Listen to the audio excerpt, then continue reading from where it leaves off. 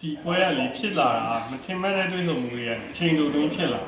တယ်ကျွန်တော်အဲ့လိုမျိုးပေါ့နော်ဟိုရအောင်လုပ်ကြမယ်ပြီးတော့ artist ဆိုလဲကိုယ်ဟိုပါဘောနော်အနုပညာကြီးကိုယ်ဟို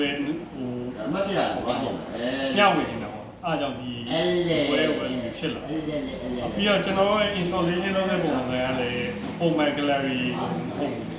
တယ်အများစုဆိုရင်လည်းမျိုး white board တွေ frame တွေခန်းနာမှုတွေခြားတွေ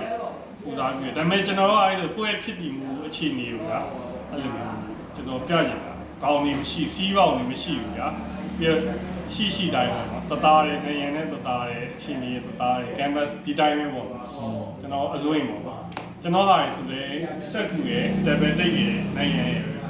သူကလည်းတူတော့တိတ်ပဲရှိတယ်ဒါပေမဲ့လို့ကျွန်တော်လည်းဟို artist တွေဆိုတော့ပေါင်ခတ်တာမကြိုက်ဘူးသိလားဒါပေမဲ့ခိုင်ရကိုရီးယားလူမျိုးမရှိရဘဲနဲ့ပေါင်သွားခတ်မိရမျိုးရှိတယ်ဒါပေမဲ့ဒီပွဲကတော့တကယ်လုံးဝစီးပေါင်တွေကိုချိုးဖြတ်ထားပြီးတော့ကျွန်တော်တို့အဲ့လိုမျိုးပြပြတာပေါ့ရှိတဲ့နေရာမှာအကောင်းဆုံးအဲ့လိုမျိုးစင်ပြီးလို့ကျွန်တော်ဖြစ်တည်မှုတိုင်းပြပြတဲ့ဟာ